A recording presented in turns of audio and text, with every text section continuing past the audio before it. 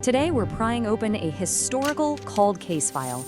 It's a story about a group of people who are absolutely central to the origins of a world religion, but whose very existence as an organized group is a deep, profound mystery.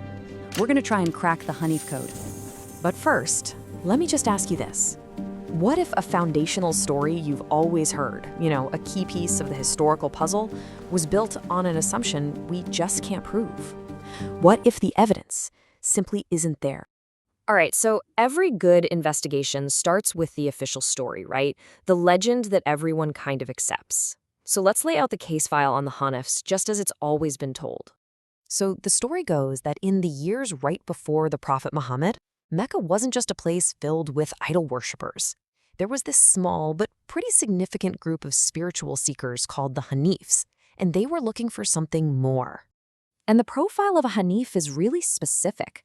I mean, these were people who had mentally moved way beyond paganism. They refused to worship statues, they wouldn't eat meat that was sacrificed to those statues. They were out there preaching a pure, simple monotheism, what they believed was the original faith of Abraham. Figures like Zayd ibn Amr are held up as this perfect example, this sort of proto-Muslim who got everything right just before Islam even began.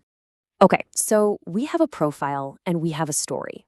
But any good detective knows you need physical evidence. You need fingerprints. And this is where our case goes ice cold. The crime scene, if you want to call it that, it's huge. The deserts of ancient Arabia are literally covered in what is basically ancient Twitter. Thousands upon thousands of rock inscriptions. And this graffiti tells us everything. Who they worshipped, who they fought with, what they believed. It's an absolutely incredible window into their world. And when we start dusting for prints, we find a ton of stuff. We find clear evidence of Christians carving crosses. Check. We find Jewish communities leaving behind menorahs. Yup. Countless prayers to pagan gods and goddesses all over the place. We even find the name Allah being used for high god. The point is, literate religious groups left their mark. But when we search for evidence of this supposed movement of hanifs, this influential group of monotheists in Mecca, the number of inscriptions we find is 0. Just let that sink in for a second. Not one. Not a single piece of ancient graffiti, not one rock carving from that entire period has ever been found where someone says, "I'm a Hanif," or talks about their Hanif movement. And this is where the contrast just becomes impossible to ignore. It's not like people in ancient Arabia weren't religious or didn't write things down. They absolutely did. Christians left their mark, Jews left theirs. But when it comes to a distinct group calling themselves hanifs, the archaeological record is just a complete blank. It's a ghost story. The lead investigator on this whole case, historian Robert Hoyland, he puts it perfectly.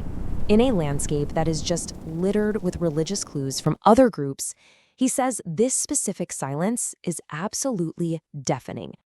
So if the group's fingerprints are literally nowhere to be found, where does the investigation go from here? Well, this total lack of evidence leads detectives to a powerful new hypothesis, what you might call the lone wolf theory.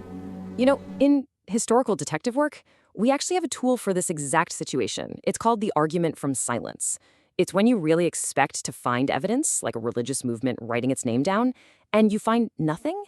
That absence, that silence, becomes the evidence. Hoyland's logic here is just super straightforward. Let's walk through it. Fact: organized, literate movements leave a trace. Evidence: we have 0 trace of a Hanif movement. Theory: therefore, they almost certainly were not an organized movement. And that leads to this crucial conclusion. If these people existed at all, they weren't some cohesive group. They were spiritual lone wolves. But in any good cold case, solving one mystery only opens up another, and usually it's an even bigger one. If the hanifs weren't a real movement, then where in the world did this powerful foundational story even come from? And here's the final clue, the real kicker.